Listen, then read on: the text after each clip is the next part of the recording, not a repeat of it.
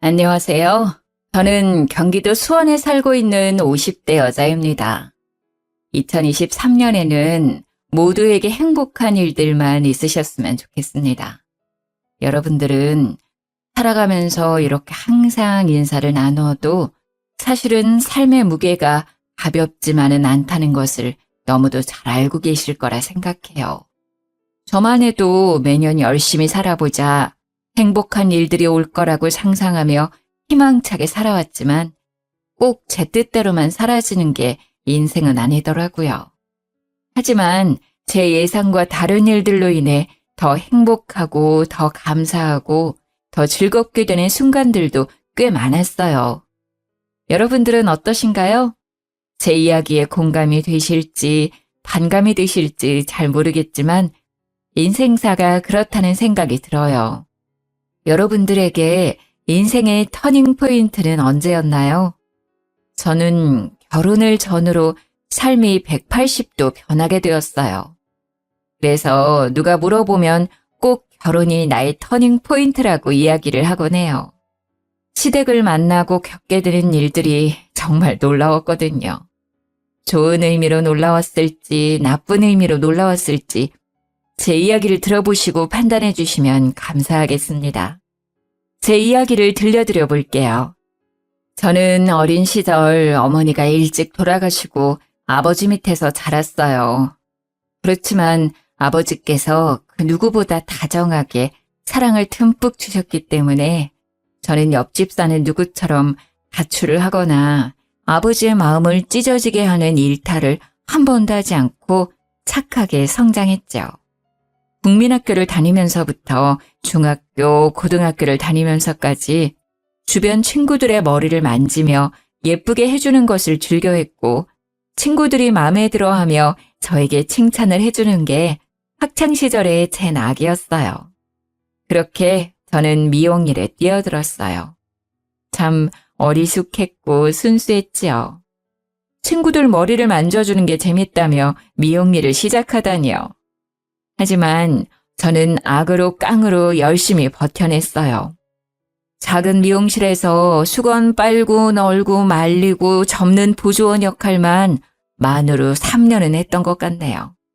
그리고 메인 미용사 옆에 서서 고무줄이나 로트를 넘겨주는 일, 그리고 샴푸를 하며 두피 마사지를 해주는 일.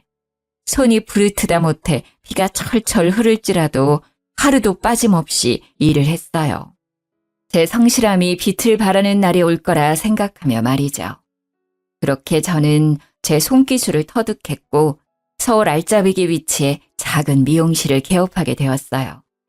제 나이 29, 생각보다 어린 나이라고 할 수 있지만 20살부터 미용 일을 배워왔으니 근 10년 만에 제 일을 시작하게 된 것이었죠. 저에겐 큰 모험이었지만 신나는 하루하루였습니다. 당시만 해도 그 지역 근처에 20대 미용사가 보기 드물었거든요. 그 덕에 제가 어리지만 손도 빠르고 아주 싹싹하다는 좋은 소문이 돌았고 금세 단골 손님들이 생기기 시작했어요. 그리고 더불어 저는 미용실 손님께서 주선해 주셔서 직업군인의 남자와 연애도 할 수 있었죠. 첫눈에 서로 호감이 갔고 서로 연락처를 교환하자며 다음 만남을 기약했지만 군인이었던 남편, 서울에서 멀리 출장을 떠났고 저희는 편지로 소통을 하게 되었어요. 요즘 시대와는 다르게 당시에는 편지만이 거의 유일한 소통 창구였죠. 제 남편은 성실한 직업군인이었어요. 4년제 대학을 졸업하고 바로 취직하고 싶은데 하필이면 취직난이 있었던 해여서 바로 군입대를 지원했다고 해요. 본인과는 꽤 잘 맞았는지 말뚝을 받겠다고 마음을 먹었고요. 집에서도 일찌감치 독립을 하고 싶은 마음이 있었고 군대라는 일이 자신이 그려왔던 조건과 잘 맞았다고 하더라고요. 저희는 어려운 환경이었지만 편지로 소통을 하며 사랑을 키워갔어요. 몇 달에 한 번씩 얼굴을 보고 아쉬움을 뒤로한 채 5년여 기간의 연애를 끝마치고 마침내 결혼을 하게 되었죠. 하지만 제가 편부 가정에서 자라왔다는 사실이 제 발목을 잡았어요. 이게 얼마나 문제가 될까 싶었고 저는 한 번도 부족함을 느끼지 못했는데 시댁에서 저에 대해 반대를 꽤 심하게 하셨던 것 같더라고요. 그것도 시누이들이 문제였어요.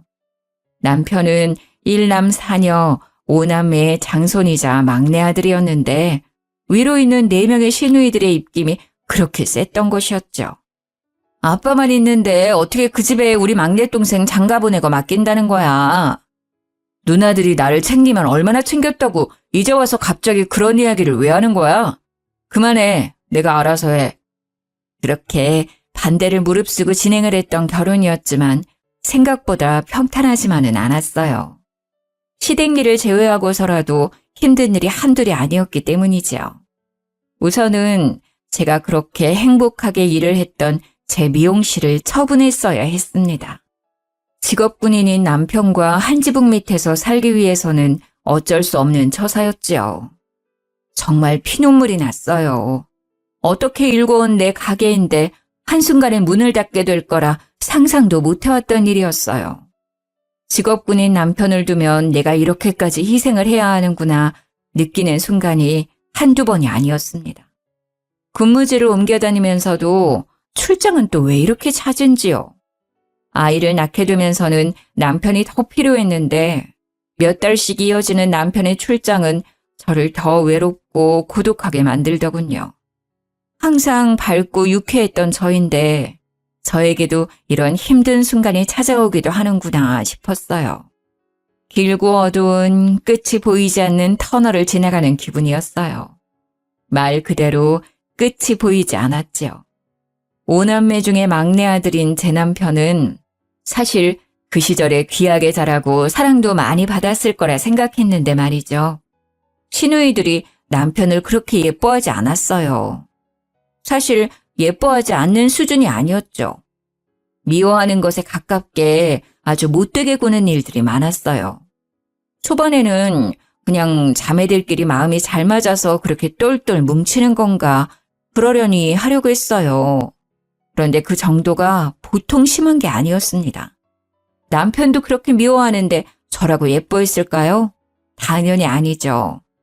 정말 시어머니도 시키지 않은 시집살이를 시누이들이 그렇게 시켰어요. 예를 들어 시누이들은 우리 가족을 무시하다시피 하는 일들을 아주 자연스럽게 했지요. 시댁 어르신 생신도 사실 뻔하게 아는데 저희 가족만 부르지 않고 자기들끼리 잔치를 벌이기도 했고요. 아이들을 결혼시킬 때에도 그렇게 어렵지도 않은 청첩장 한 장을 제대로 전해준 적이 없어요. 가족끼리 이럴 수 있나 싶을 정도로 저희 가족에게 가혹하게 대했어요. 저와 제 남편은 성인이니 그렇다고 쳐도 애들한테는 그러지 말아야 한다고 생각하는데 말이죠. 생일이라고 선물 한 번, 학교 들어간다고 용돈 한 번 제대로 받았던 기억이 없어요. 아이들한테는 넷이나 있는 고모들인데 예쁨 받기는커녕 무시당하는 모습이 마음 아팠죠. 곱씹을수록 서럽기만 해요. 왜 이렇게까지 심하게 구는지 감이 오지도 않고 잘 모르겠더라고요. 시댁에 다녀올 때면 항상 골똘히 생각을 했죠. 도대체 무엇이 문제일까요? 남편과 부부싸움도 잦았고요. 도대체 뭐가 문제야? 신우들 해도 너무하잖아. 진짜 창피해서 어디 말도 못하고. 당신한테 말하는데 그게 뭐 잘못이야? 어쨌든 내 누이들인데 그렇게 말 함부로 하면 내가 뭐가 되겠어? 내 체면은 생각 안 해? 아니, 체면이 밥 먹여 살려줘? 우리 가족 무시당한 건 당신 체면 아니야? 이미 체면은 다 날아간 지 오래구만. 왜 이제 와서 그런 이야기를 하냐고. 내 편 좀 들어주면 어디가 덧나? 당신 기분 나쁠 만한 상황이고 우리 무시당하고 살아온 게 한두 번이야? 그건 그거고. 우리가 뭔가 말한다고 달라질 사람들이 아닌데 왜 그래 새삼스럽게. 그냥 우리가 좀 참고 넘기자 좀. 일 키우지 말자고. 조용히 넘어가자. 답답한 노릇이죠. 조용히 넘어간다고 넘어가지는 일이 따로 있죠. 시누이들은 우리 가족들을 눈앞에 두고도 없는 사람 취급을 하는데 아이들은 커가고 가족 행사에 참여를 안 할 수도 없고 한다고 해도 이런 대우를 받는다는 건 저로서는 납득이 되지도 않았습니다. 그런데 남편은 제대로 제 편도 들어주지 않으니 속이 썩어 들어가는 것 같았어요. 너무 열받고 화나서 당시에 마음 좀 다스려 보겠다고 하지도 않던 요가원도 끊고 명상을 하기도 했었어요. 당연히 제 화병은 나아질 기미가 보이지 않았고 우라통은 터져갔어요. 그래도 버틸 수 있었던 힘은 시어머니 덕분이었어요. 시어머니께서 유달리 저와 저희 가족을 예뻐하셨기 때문이에요. 시누이들이 괴롭히고 난리를 쳤어도 시댁 식구들을 원망하더라도 시어머니를 보며 버틸 수 있었어요. 시댁 식구들 중에 어머니께서 아이들을 봐줬던 경우는 없었어요. 독립적으로 각자 빚지지 않고 살아야 좋은 거라며 신념처럼 아이들을 봐주시지 않으셨던 것 같아요. 그렇지만 저희 아이들의 경우 막둥이가 낳은 새끼들이라며 저희 부부가 가장 고생이 많다며 아이들을 봐주시기도 하고 여러모로 도움을 많이 주셨어요. 그러면서도 생색 한 번 내신 적 없으시고 기분 나쁘게 무시하셨던 경우도 없었어요. 항상 점잖고 상냥하게 저희 가족을 조용히 서포트해 주셨죠. 게다가 남편이 다른 지역으로 오랫동안 출장을 가게 될 경우에는 꼭 시어머니께서 집으로 오셔서 도와주셨어요. 집이라고 해도 남편이 군인이라 작은 관사였는데요. 작은 집이지만 열심히 살림살이 꾸려서 살아간다며 예뻐해 주셨어요. 결혼한 제 친구들 중에서 누구도 시어머니 좋다고 이야기했던 경우는 없었는데 제 경우가 특이하긴 하죠. 저는 시어머니가 불편하기보다 너무 감사하고 좋았어요. 특히 저의 경우에 어머니의 부재 속에 유년 시기를 겪어와서 그런 건지 시어머니가 도와주시고 챙겨주시는 것들이 하나하나 다 좋았고 감사하더라고요. 그리고 시어머니에 대해 한 가지 사실을 덧붙이자면 말씀을 하지 않으시는 분이었어요. 말씀을 못 하시는 분이 아니었는데 과거에 실어증에 걸리게 되어서 말씀을 안 하게 되셨다고 하더라고요. 그 정확한 사연은 제가 잘 알지 못했지만 항상 마음으로 따뜻하게 느껴지는 분이었기에 저는 시어머니를 누구보다 사랑했어요. 제 어머니라고 생각했어요. 그리고 시어머니도 저를 그렇게 예뻐해 주셨어요. 딸이 넷이나 되지만 막내 아들의 며느리로 들어온 저를 가장 예뻐해 주셨고요. 별건 아닐 수 있지만 집안일로 시부모님을 뵙게 되면 꼭 저희 아이들 용돈은 빼놓지 않고 챙겨주셨고 가족들은 별로 안 좋아하지만 제가 시어머니 표 만두를 참 좋아했는데 시어머니가 꼭 두세 달에 한 번씩 손만두를 빚어서 저희 집으로만 붙여주셨어요. 식당에 가게 되어도 꼭 저를 옆에 두시고 식사를 하셨는데 시누이들 눈에는 이런 모습들이 괜히 더 눈꼴 시리게 느껴졌던 것 같기도 해요. 그리고 시댁의 형편은 꽤 괜찮아서 금전적으로 부족하거나 쪼들리고 힘든 경우는 거의 없었는데요. 공무원 박봉이라며 저희 남편 군인 봉급 짜다고 꼭 생활비로 보태라고 시어머니께서 남편 몰래 용돈을 쥐어주시기도 하는 경우도 많았어요. 아유, 어머니, 이렇게 안 챙겨주셔도 괜찮아요. 매번 받기만 해서 어떻게 해요. 죄송해요. 이런 소통은 거의 손짓발짓으로 하는데 눈치가 빠른 저는 어머니의 이야기를 특히나 잘 알아차려서 좋아하셨어요. 그리고 시어머니는 제가 어머님 머리를 직접 해드리는 것을 좋아하셨어요. 염색을 하지 않으신 건강한 백발의 머리였는데 염색은 원치 않으셔서 주로 파마를 해드렸는데요. 꼬불꼬불하게 파마를 해드리는 것이 저의 역할이었어요. 파마가 잘 나오든 나오지 않든 항상 마음에 들어하시고 파마를 마치고 나서 세팅을 해드리면 꼭 머리를 연신 만지작 거리시면서 소녀처럼 거울을 자주 들여다보시곤 했어요. 고맙다는 마음은 저를 꼭 안아주는 포옹으로 표현하셨고요. 어머님, 제가 20살 때부터 계속 머리는 말아왔는데 어머님처럼 머리가 예쁘게 잘 어울리시는 분은 본 적이 없어요. 그리고 흰 백발의 머리가 어쩜 이렇게 잘 어울리실 수가 있어요? 정말 너무 고우셔요, 우리 엄마. 그런데 상상도 못했던 폭풍 같은 일이 저희 가족에게 일어나게 되었어요. 어느 날 갑자기 어떤 노년의 여자분이 저희 시댁으로 찾아왔던 것이 사건의 발단이었죠. 문 열어! 문 열라고! 여기 사람 있는 거 다 알고 찾아왔다 이 말이야! 열어서 노인네 다 죽는다! 지금 안 열면 나 진짜 쓰러진다! 사람 죽네 죽어! 죽기 전에 문 열어! 아니, 아침부터 이게 무슨 소란이냐? 어떤 놈이야, 이거? 아이고, 늙어서 모르시나? 기억을 못하는 척 하시는 건가? 나 아시잖소? 나예요. 나 꽃분이. 꽃분이 기억 못하시나? 본인을 꽃분이라고 소개하는 노인분이 시댁을 찾아왔다고 했어요. 그러고는 다짜고짜 내 아들 내놓으라고 고래고래 소리를 지르며 난리를 쳤다는 거예요.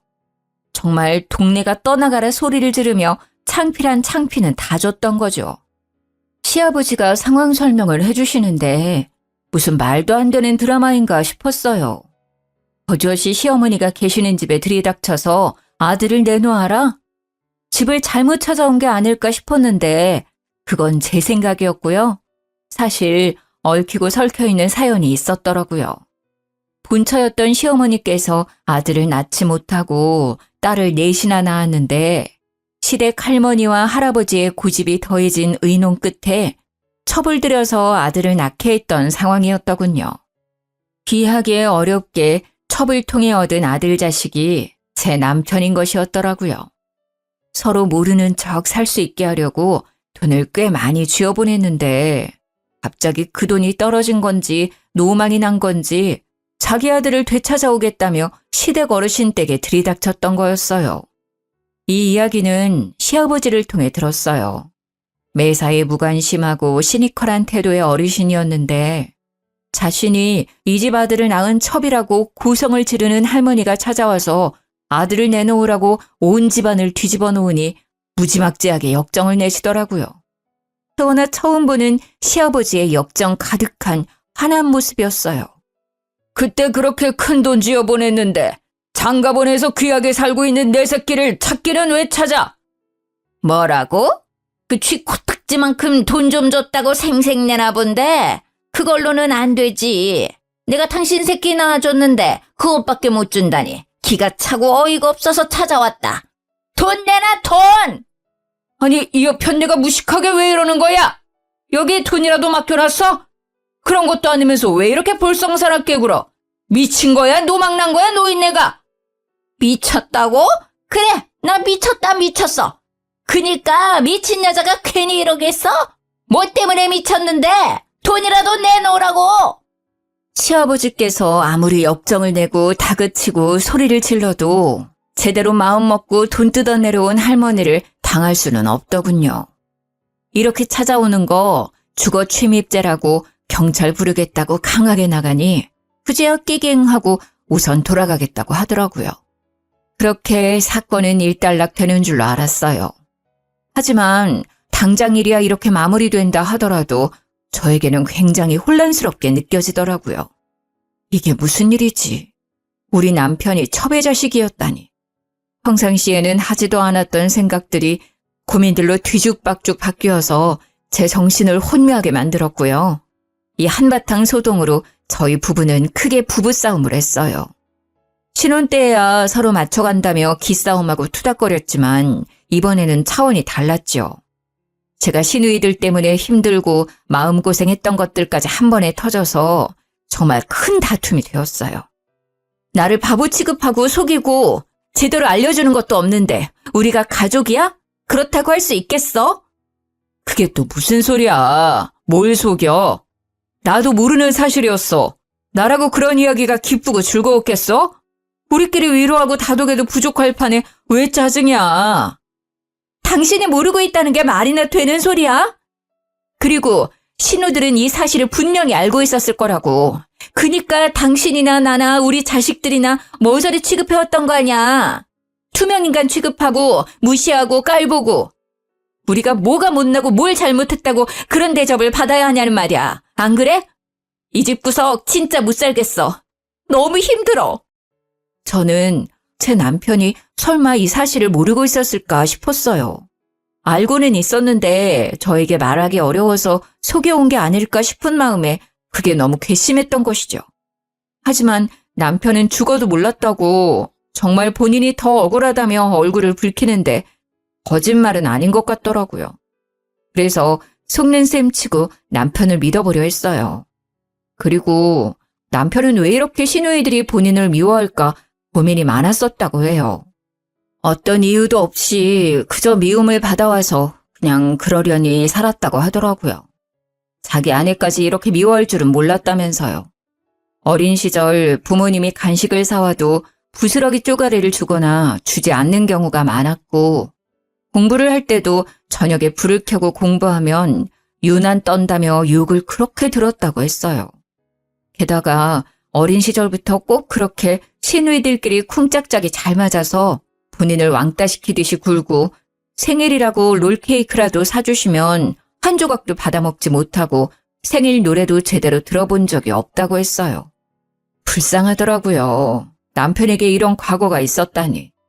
왜 이야기를 하지 않고 이제와 이야기를 하냐고 나무랐더니 자신의 과오처럼 느껴져서 일부러 피하고 살았다고 하더군요. 어린 시절의 상처, 어떻게 보면 평생의 상처로 남기도 하는데 어린아이에게는 감당하기 힘들었을 경험들이 제가 모든 상황을 다 알고 듣지는 않았지만 참 안쓰럽더라고요. 아버지께서는 친아들이라 예뻐해 주시는 것이 그렇다 쳐도 어머니는 어떻게 당신을 예뻐하실 수 있었던 거냐고 물어봤어요. 남편 자기도 모르겠다고 하더군요. 자신이 미움받은 것은 시누이들이 막내 동생 시기 질투하는 것으로만 생각해왔다고 하더라고요. 그런데 하필이면 저희 부부가 시댁에 인사드리러 간 날 또 남편의 모친이 문을 쾅쾅 두드리며 돈을 요구하러 온 거예요. 문 안 열어! 내가 오늘은 꼭 돈 받고 갈 거야! 이런 더러운 인간들 돈도 안 주고 돈 내놔 돈! 동네 사람들 이 집구석이 아주 콩가루 집구석이에요. 동네 사람들 이거 다 하셔야 하는데 이 집 막내 아들이 사실은 내 새끼예요. 돈 내놓으라는데 귀한 아들 데려다 놨더니 돈도 안 주고 노인네들이 아주 노망났어요. 이 집 노인네들. 당혹스럽고 무서운 마음에 졸아서 아이들만 껴안고 있었네요. 시어머니를 바라보며 어떻게 하죠? 어떡하죠? 한숨 섞인 걱정만 이야기했어요. 제 모습을 보던 시어머니의 눈빛이 갑자기 바뀌었어요. 그러고는 현관문을 열고 노인분을 마주했죠. 실어증이 있으셨던 어머님이 무척이나 근엄하고 또랑또랑한 목소리로 호통을 치셨어요. 당신 새끼가 도대체 여기 어디 있다는 거예요? 그때 다 버린 자식 아니었어요? 같이 키우자고 손 내밀었을 때는 거들떠도 보지 않고 그렇게도 매정하게 떠나더니만 이제 와서 돈 떨어졌다고 자기 새끼 찾는 부모가 어디 자기 새끼 낳은 부모라고 할 수 있겠어요?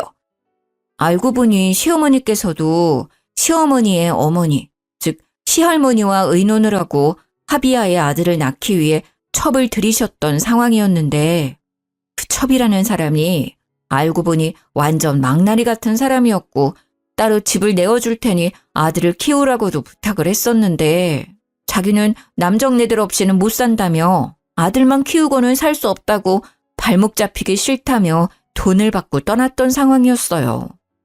저희 시어머니라고 아주 신나고 달갑게만 이 상황을 받아들이신 건 아니었죠. 아들이 없어서 받게 되는 끝이 나지 않는 구박과 시댁살이에 지쳐서 첩을 들이자는 것에 찬성을 했던 것이었죠. 그런 시어머니가 참 가엾게 느껴졌어요. 첩이라는 노년의 여자분과 실랑이를 했어요. 어떻게 말씀을 하셨어요?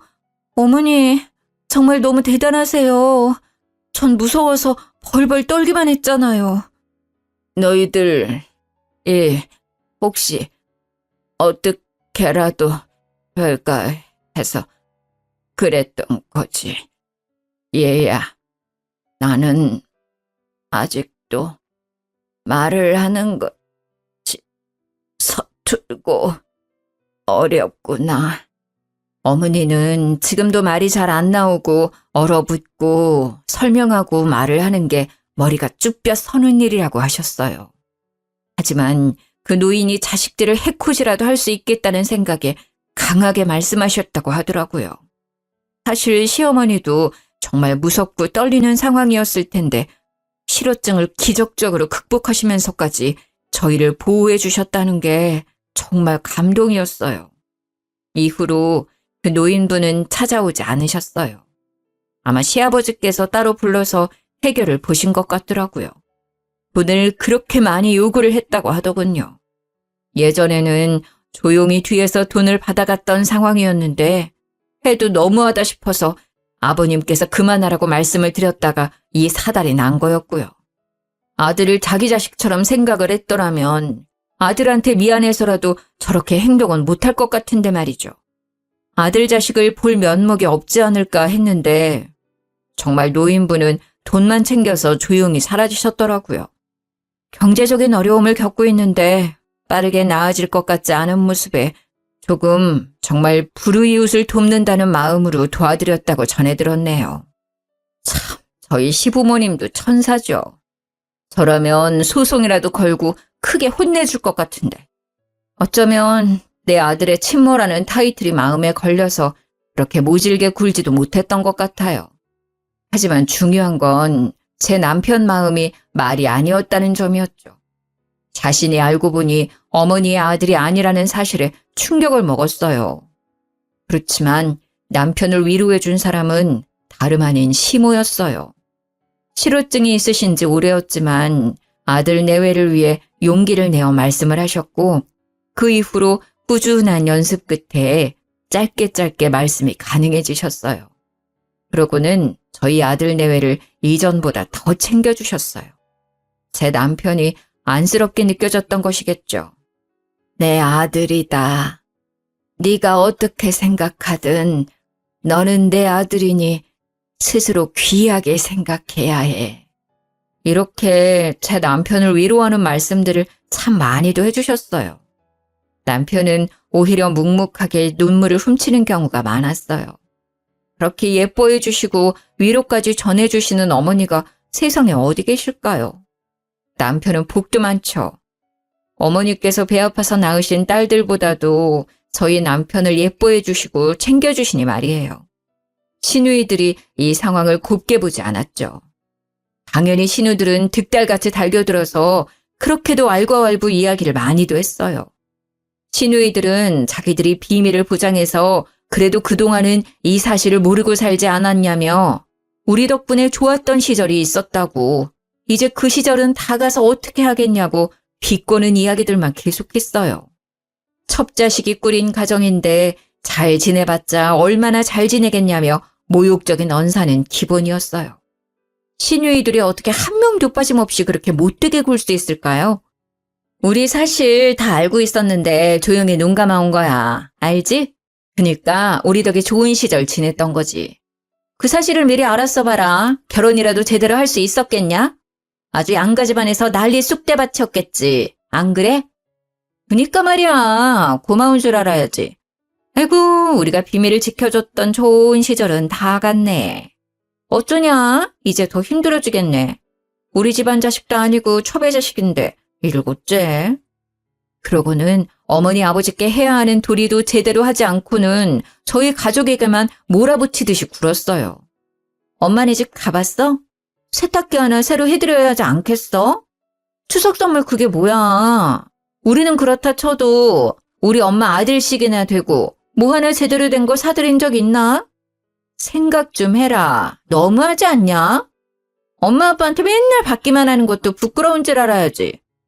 저는 그저 시누이들 앞에서는 주눅 들고 작아질 수밖에 없었어요.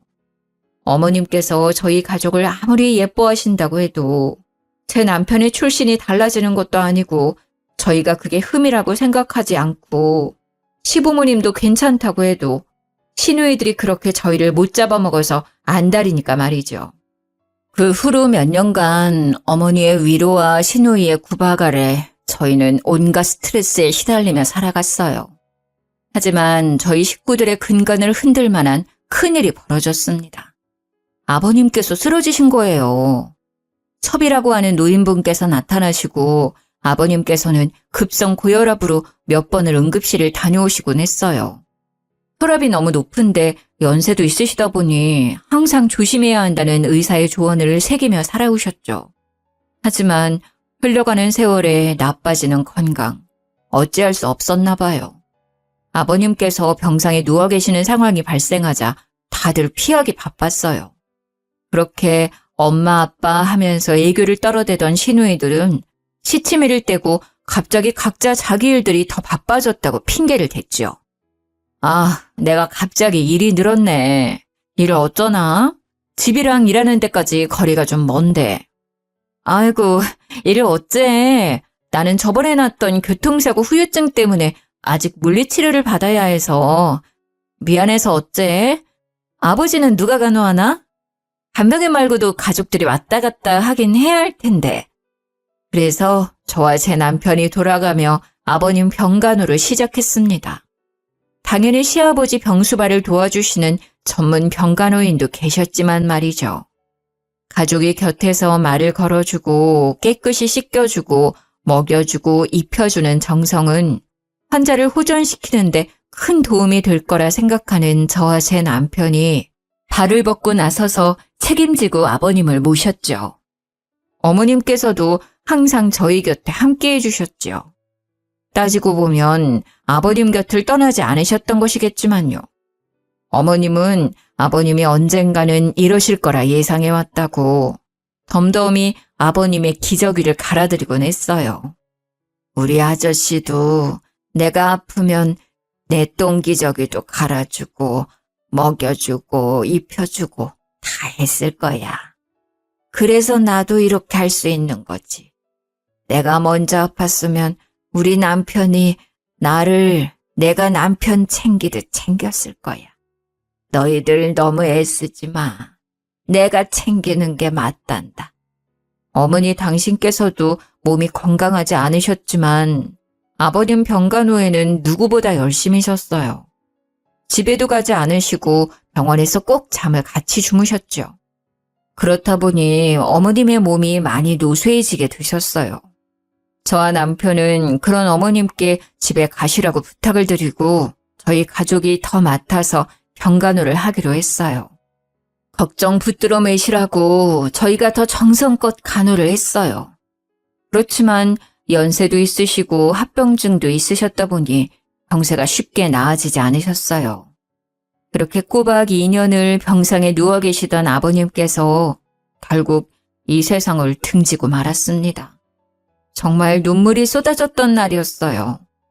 저희가 정성을 다할수록 아버님께서는 분명 이 병마를 이기실 거라 희망을 가지고 간호를 했는데 말이죠. 마음이 아팠습니다. 혼자 남겨지게 되신 어머님도 너무 안타깝고 안쓰러웠고요. 하지만 문제는 여기서 끝이 아니었습니다.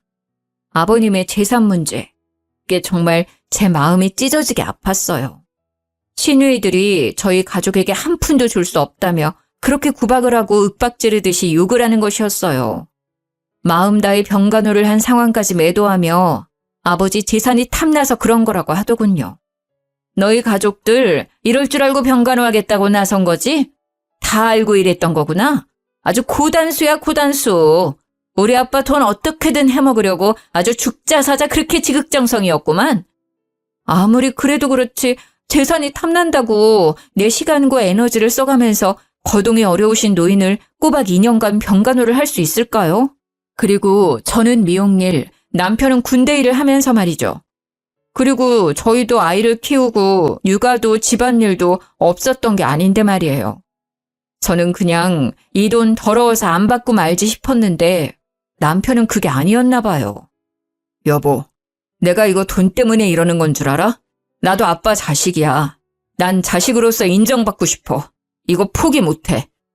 아버지의 돈이 탐난다는 것보다 아버지께 진짜 자식으로서 인정받는 길이라는 생각이 들었나 봐요. 항상 누이들의 기세에 죽어서 살아왔던 남편이 웬일인지 지지 않고 받아치며 본인이 받을 수 있는 유산에 대해 주장을 했어요. 누이들 알겠는데 나도 아버지 자식이야. 그거 분명하다고. 그래, 다들 잘나신 거 알겠는데 아버지 아프셨을 때 누가 아버지 병수 바랬어? 제대로 와서 아버지 화장실 가시는 거라도 도와준 적 있어? 휠체어라도 끌어서 외출 도와드린 적 있냐는 이 말이야. 아무것도 안 한 누이들이랑 곁에서 임종까지 시키면서 눈물로 병간호한 나랑 누가 더 자식 노릇했다고 생각해? 아니, 머리에 피도 안 마른 놈이 어디서 대들긴 대들어. 너희 줄 돈 없어. 여기 사인해. 사인해야 깔끔해지는 거야. 이렇게까지 말 안 하려 했는데 첩의 자식이라 상종 안 하려다 그래도 동생 대접 좀 해줬더니 기어오르네. 우리 아버지는 우리 위에 자산을 남기신 거지 첩의 자식까지 챙기시려고 자산 남기신 건 아니라고 본다. 너도 동의하지 않니? 아니, 난 동의 못해요.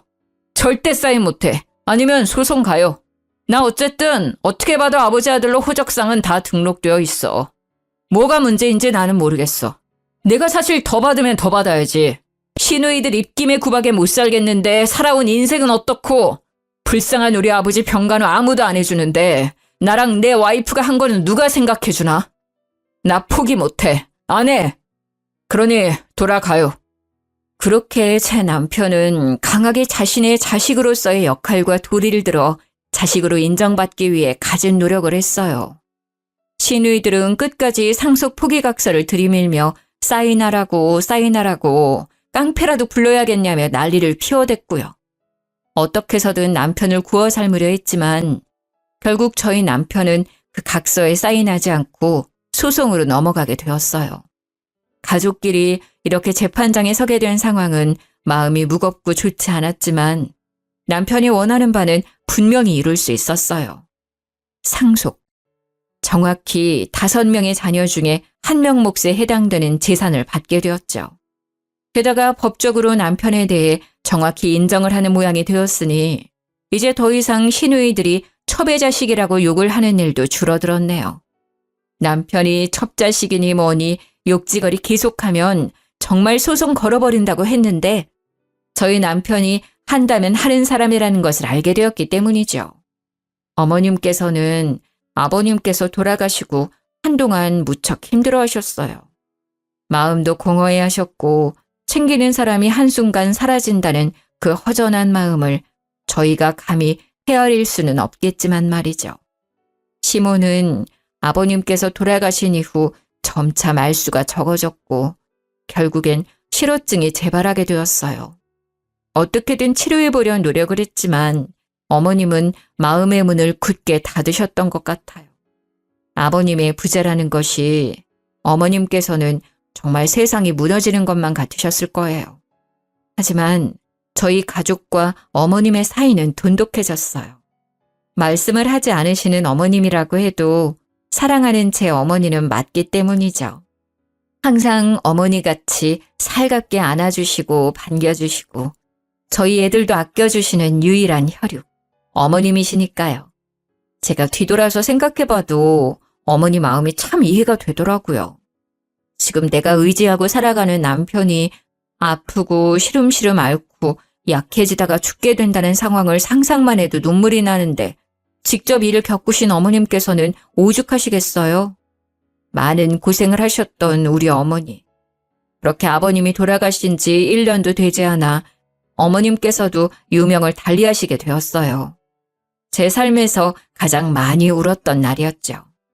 어머님께서 이 세상을 떠난 날, 저는 어머니의 얇은 손목을 붙잡고 그렇게 아이처럼 엉엉 울었습니다. 어머니, 제발 가지 마세요. 이제 더 행복하게 살아야 하지 않겠어요? 그렇게 흐느끼며 어머님을 끝까지 놓을 수가 없었네요. 신우들도 어머님, 아버님 두 분이 이렇게 허망하게 돌아가시니 머리를 어디 한 대 맞은 것처럼 조금은 달라지긴 하더라고요. 저희 가족이 얼마나 애쓰면서 두 분께 잘했는지, 그 두 분도 저희를 얼마나 아껴주셨는지를 알았으니 말이죠. 어머님께서는 특히나 저희 애들을 예뻐하셨죠. 그래서 항상 감사한 마음이었고요. 어머님께서 돌아가시고 유품을 정리하고 어머님 재산도 정리를 하게 되었는데 어머님께서 저희 애들 이름으로 들어두신 꽤 많은 주식이 있었다는 것을 알게 되었어요. 그래서 감사하게도 그 주식이 아이들 밑으로 들어가게 되었고 저희는 아이들 대학 학비 걱정은 덜어낼 수 있었어요. 참, 돌아가시면서까지 저희 가족을 마음속에 품고 사랑해 주시는 어머님의 마음. 정말 눈물이 앞을 가리더라고요. 제가 이런 사랑을 여태 받아본 적이 없어서 그런지 어머님이 더 그립고 애틋했어요. 사연을 들려드리는 지금도 어머님이 보고 싶네요. 제 이야기를 들으신 여러분의 마음은 어떠신가요? 이야기를 들려드린 저의 마음은 홀가분합니다. 제 삶에 나름의 고난과 역경을 정직한 방법으로 이겨냈다는 생각이 들어서 제 스스로 대견하고 뿌듯하기도 해요. 어려운 환경에서 자라나서 제 아이들에게는 꼭 좋은 환경 속에서 자랄 수 있게 하겠다는 다짐이 있었는데요. 돌아가신 시부모님 덕분에 감사하게도 넉넉한 형편 속에서 교육받고 뛰어놀며 씩씩하게 자랄 수 있었어요. 저희 아이들에게도 꼭 할머니, 할아버지에 대한 감사함을 잃지 않게 하려고 자주 이야기를 하곤 해요. 각자의 어려움이 다를 거라 생각해요. 아무리 제가 어려웠다고 해도 누군가는 저보다 더 어렵고 고통스러운 환경 속에서 저보다 더 멋지게 극복을 해내시기도 하겠죠. 그렇기에 저희 모두가 참 다르면서도 닮아 있다는 생각이 들어요. 이렇게 제 속 이야기를 하면서 마음이 시원해지고 누군가에게 공감을 받으며 웃음과 눈물을 선물할 수 있다는 것은 정말 저 스스로에게도 뜻깊은 일이라고 생각이 들어요. 먼저 하늘나라에 가신 아버님, 어머님 덕분에 이렇게 잘 지낼 수 있게 되어서 감사하고 눈물이 나요. 아직도 기일이 되면 마음이 뭉클해지며 눈물이 나더라고요. 제가 죽는 날까지 어머님, 아버님 그리워하며 그리고 예뻐해 주신 저희 자식들 잘 키우려 해요. 모두들 제 이야기 들어주셔서 감사합니다. 항상 행복하세요.